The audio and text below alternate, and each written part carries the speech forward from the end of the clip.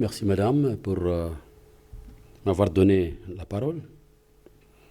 Avant tout propos, je voudrais m'acquitter d'un petit devoir, celui de remercier et saluer la tenue de cette conférence organisée par l'Institut de la diplomatie culturelle à Berlin, édition 2017. Cette invitation nous honore et nous offre l'occasion de vous entretenir sur la situation politique, sécuritaire, humanitaire et des droits de l'homme au Tchad. Comme vous le voyez, c'est un vaste programme, mais je vais me limiter à quelques grands principes et je vous laisserai le soin de me poser des questions de manière à approfondir davantage les sujets. Donc c'est depuis le 1er décembre 1990 que mon pays, le Tchad, a connu incontestablement une progression mettant fin à une dictature. C'est le lieu de féliciter les efforts louables consentis par mon gouvernement et ses institutions. C'est ainsi que les autorités de mon pays, depuis 1990, s'évertuent au respect des droits de l'homme, dans un état de droit où les personnes sont respectées par la ratification de nombreux textes, à savoir les textes fondamentaux aux droits de l'homme, la Charte des Nations Unies, la Déclaration universelle des droits de l'homme, le Pacte international relatif aux droits civils et politiques, la Charte africaine des droits de l'homme et des peuples. Notre pays a également ratifié les conventions relatives à la protection des civils en temps de guerre, au statut des réfugiés, aux droits politiques de la femme, aux droits de l'enfant et à la Convention contre la torture. La liberté syndicale et la protection des droits syndicaux sont également respectés. Pour renforcer tout ce système démocratique, le Tchad a mis en place les institutions, à l'exemple du Conseil constitutionnel, de l'Assemblée nationale, où plusieurs députés de l'opposition y siègent. Aussi, faut-il noter que le gouvernement, soucieux de la bonne marche de la démocratie, a organisé des élections crédibles. En 2016, basées sur la biométrie intégrale, où chaque citoyen s'est exprimé librement à travers les urnes. Lors de ces élections, son Excellence Idriss Déby Itno, à la tête de la présidence de l'Union africaine, l'on note sa volonté et son dynamisme de faire de notre continent, du continent africain prospère, libre, stable et sécurisé. Aujourd'hui, la menace terroriste qui plane sur la région du Sahel a amené le Tchad à intervenir au Mali, au Nigeria et au Cameroun, et au Niger pour éradiquer ce fléau, au prix de nombreux morts tchadiens. Le Tchad, à travers son chef de l'État, est l'un des premiers à tirer la sonnette d'alarme en mettant en garde les graves conséquences résultant de la chute du régime de Kadhafi. C'est ainsi que le scénario est tant redouté et aujourd'hui d'actualité. L'immigration, la prolifération des armes dans la région du Sahel. Aujourd'hui, plus que jamais, de par sa position géographique et stratégique, le Tchad joue un rôle extrêmement important dans la région du Sahel, où tous les trafiquants d'armes, des stupéfiants, des êtres humains sont manifestes. Il est le siège de l'opération Barkhane soutenue par l'Union africaine, la France également, qui lutte contre les islamistes et terroristes de Boko Haram dans la région du lac Tchad. Le Tchad est membre fondateur du G5 Sahel, qui regroupe le Niger, le Mali, le Burkina Faso, la Mauritanie.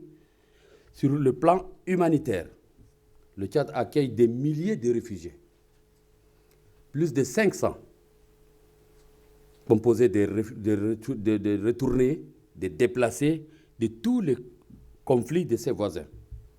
RCA, Niger, Nigeria, Cameroun et le Soudan. Cette situation dramatique a fait l'objet de plusieurs rencontres sous-régionales et internationales.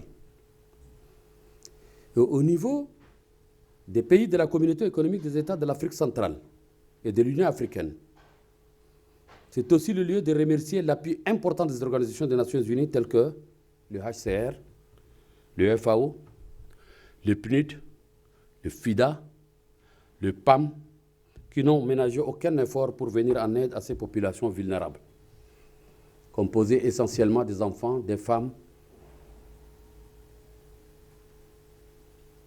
et des gens essentiellement pauvres, démunis de tous leurs biens. Le SAT se réjouit de la reprise des relations bilatérales avec la République fédérale d'Allemagne pour la nouvelle année 2018. Avec ces quelques mots de présentation de la situation de mon pays, je vous remercie et reste en attente de vos questions. Je vous remercie.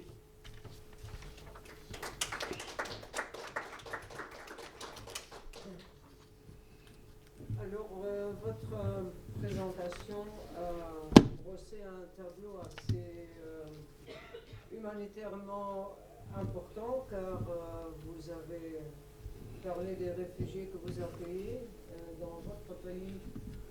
C'est bien de le rappeler parfois, quand on voit en Europe les difficultés à convaincre les pays à accueillir les réfugiés dans des régions qui se portent beaucoup mieux que le Tchad. Alors, je demande d'abord à l'assistance, est-ce qu'il y a des questions de la part oui. En français, oui. En anglais? Vous avez parlé que vous avez traduit vers l'anglais. Les questions à partir de l'anglais, s'il y a des questions, oui. Il n'y avait pas de traduction assurée pour votre discours.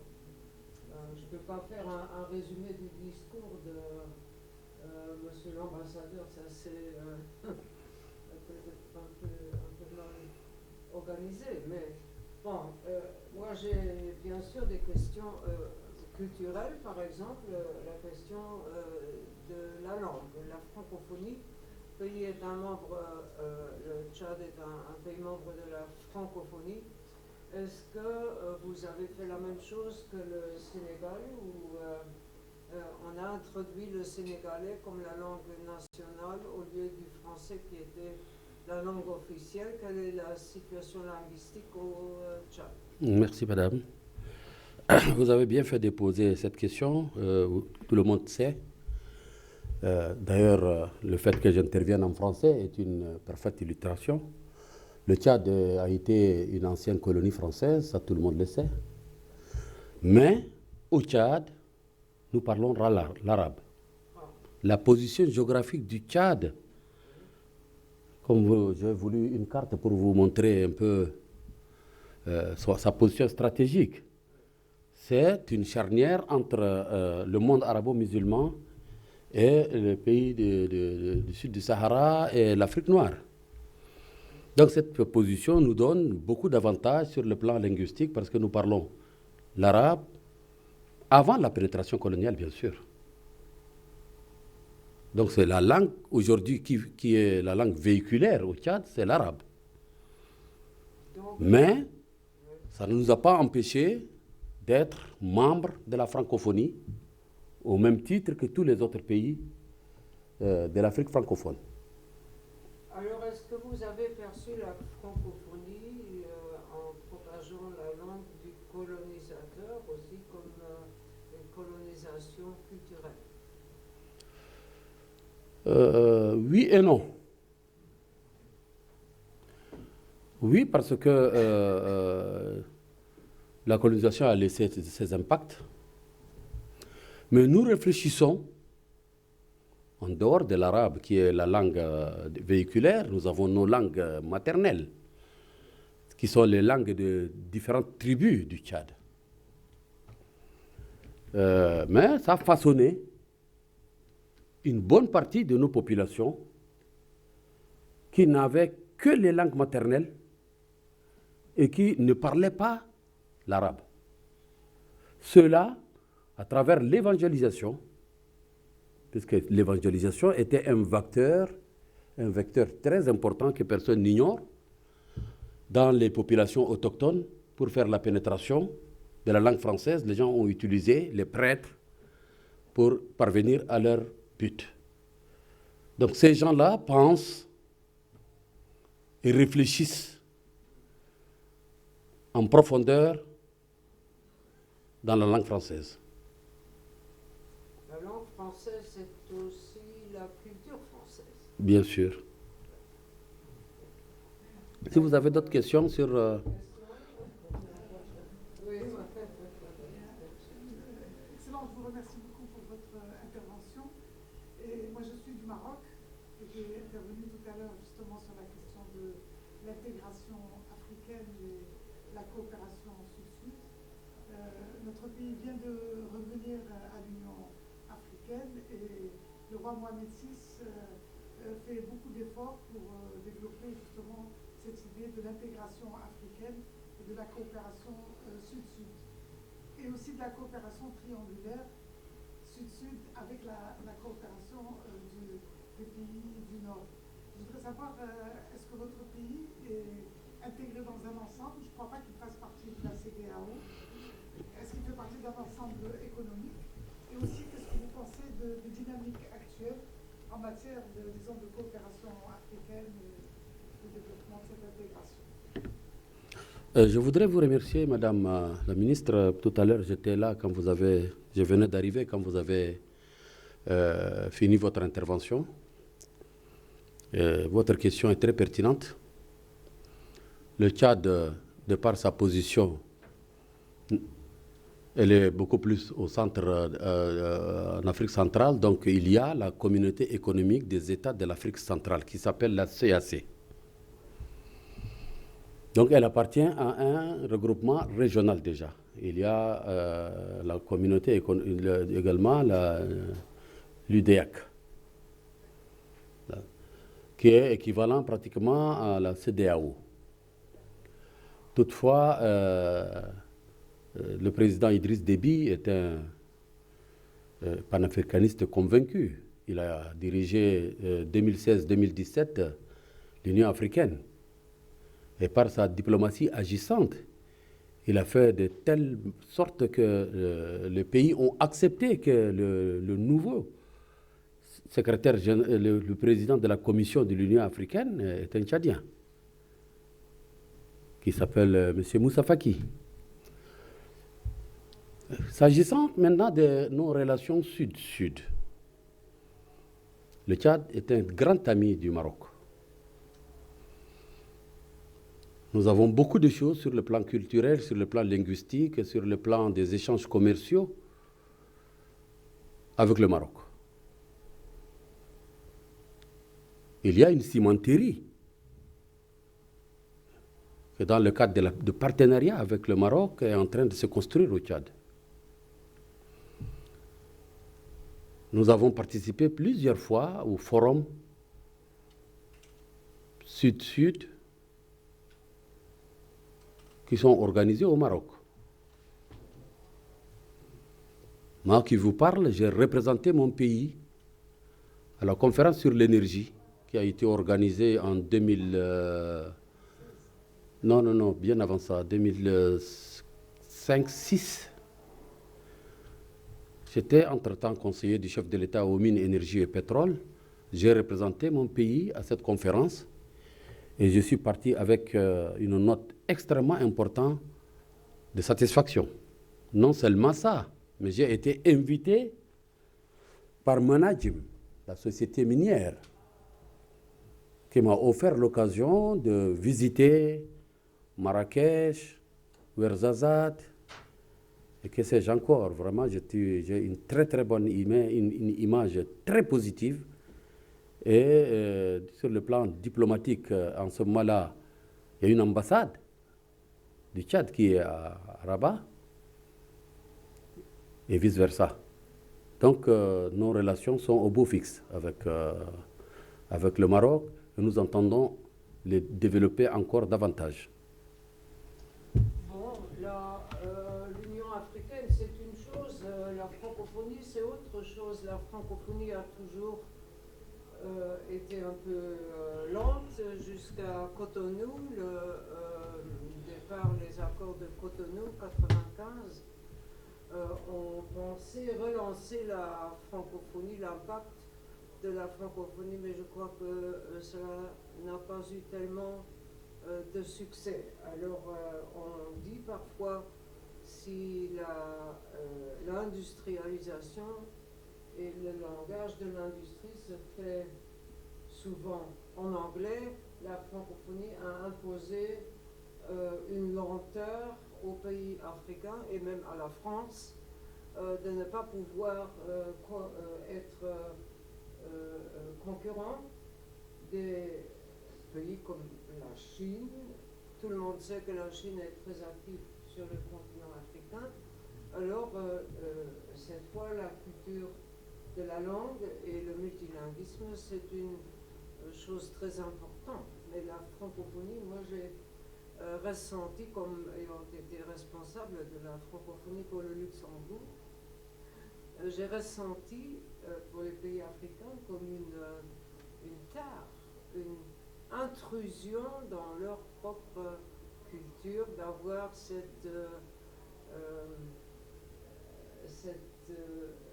pratique de coloniser par la langue. C'était quand même une intrusion très importante. Mais je vois que le Tchad, quand on rencontre des gens du Tchad, ils sont en général très contents de pouvoir parler le français.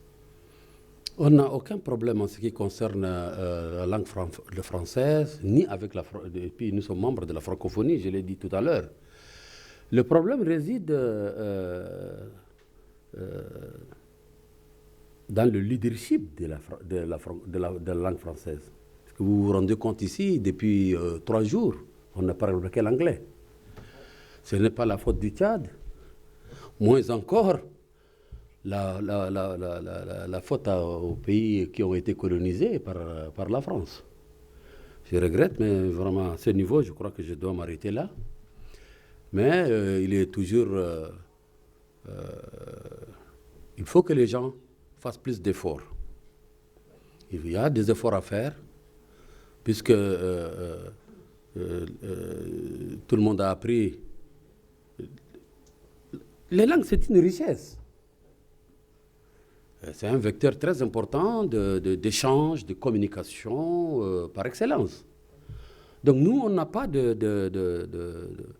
idées préconçues, les Tchadiens, en ce qui concerne l'utilisation de la langue française, puisqu'elle est et elle demeure la première langue officielle. Mais nous avons le bilinguisme.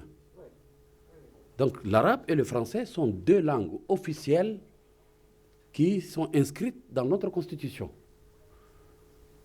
Mais la vitesse avec laquelle la langue française est en train de se développer m'inquiète, moi-même. Ça, c'est mon point de vue personnel. Puisque depuis que je suis venu ici, sur 2 sur 3, les gens parlent anglais. Alors que le français était la langue de la diplomatie. Elle a perdu de vitesse. Il faut trouver les responsabilités où est-ce qu'elles sont. Ça c'est très vrai. Au niveau international, le français a beaucoup perdu par rapport à l'anglais. Mais moi, monsieur l'ambassadeur, je crois que... S'il y a une question encore, je peux répondre parce que c'est la fin. Dans la salle. Il y a encore des questions. Non? You can also take questions in English and then translate them. If anyone would like to pose a question in English. Yes. You may speak English and I translate in French. But you have not understood the language, the speech, so it's difficult. Mr. Mr. Ambassador, I would like to ask you whether you are expecting a different policy from the European Union towards Africa after Emmanuel Macron went to Africa. Is there any hope to be seen that in practical politics there will be a change coming? Qu'est-ce qu'elle a dit? Alors, monsieur l'ambassadeur, est-ce que vous croyez que, quelle est votre opinion sur la politique de l'Union européenne après que monsieur le président français Macron est venu au pays africain? Est-ce que vous croyez que ça va apporter un changement et quelle est votre opinion sur la politique de l'Europe vis-à-vis de l'Afrique? de l'Union européenne vis-à-vis de l'Afrique?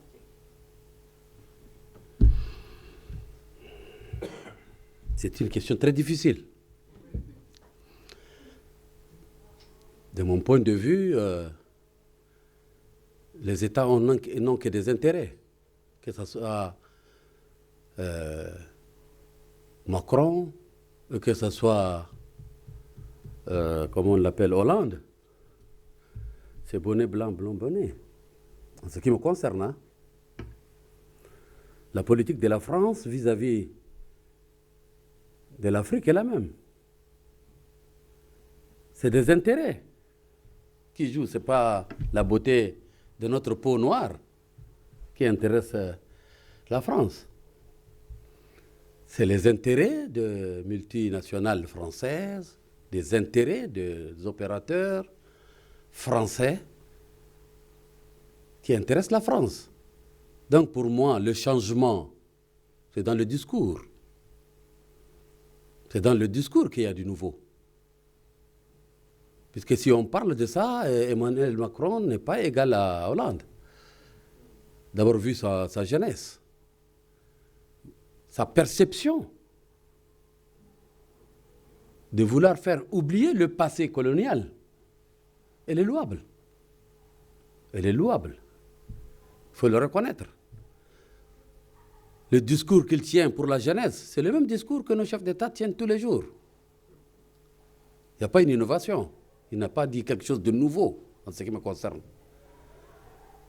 Dans nos politiques, nos chefs d'État également mettent l'accent sur le droit de la femme, sur le droit de l'enfant, puisque la jeunesse est une préoccupation de toute l'Afrique actuellement.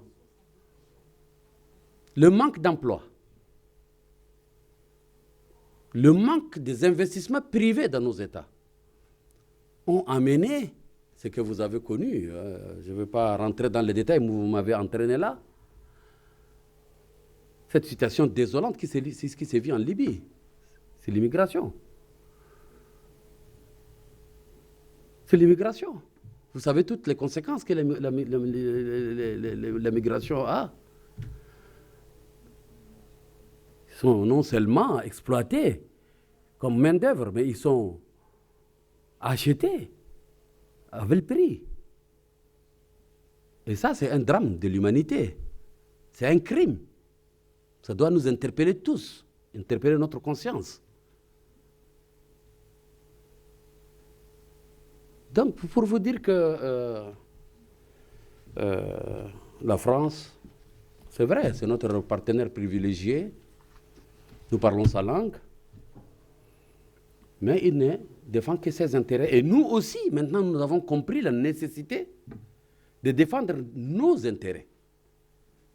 Il n'y a pas de paternalisme. Il n'y a pas de paternalisme. Nous avons notre fierté. Nous avons été colonisés de force. Personne n'a accepté la colonisation. Nous avons laissé des plumes. Nous avons laissé nos us, nos coutumes. Avant la pénétration coloniale, nos parents savaient lire et écrire en arabe, parce qu'il y avait les écoles coraniques. Donc voilà un peu dans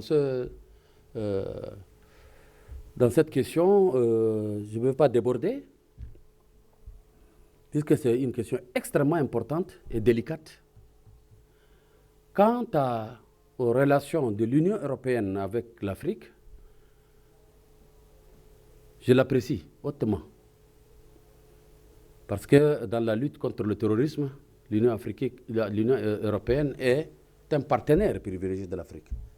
Puisqu'ils soutiennent le MINUSMA, ils soutiennent l'opération Barkhane, qui a son siège au Tchad. MINUSMA est au Mali. Quand bien même que les forces que constituent le MINUSMA sont des forces africaines. Ajouté à cela, il y a les forces françaises également dans cette lutte contre le terrorisme, parce que personne, c'est une lutte globale qui doit nous interpeller tous les États européens et autres. Quand je dis autres, elle m'a parlé de la Chine.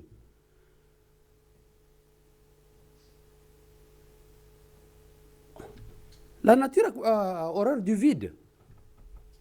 Sur le plan économique, nous avons souffert. Nous sommes des pays en voie de développement, nous sommes très loin d'accroître notre indice de développement. Le Tchad, comme tous les autres pays de la sous-région, est rentré depuis 2003 à l'ère pétrolière. Mais vous voyez les conséquences de la chute du prix du baril et la guerre que nous sommes en train de mener contre les terroristes. Ça nous a affecté, ça a affecté notre budget.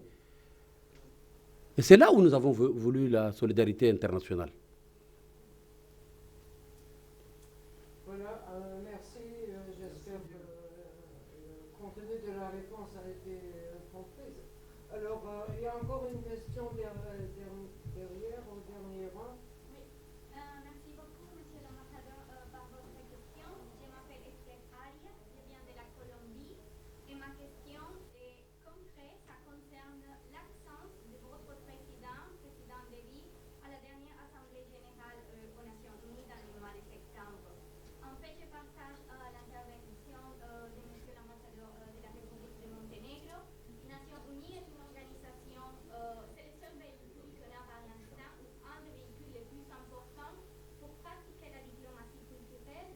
Donc, je voudrais savoir si l'absence du président de Tchad à l'Assemblée générale avait un message politique envers le monde ou s'il y avait des autres raisons à l'intérieur du pays pour ne pas être présent.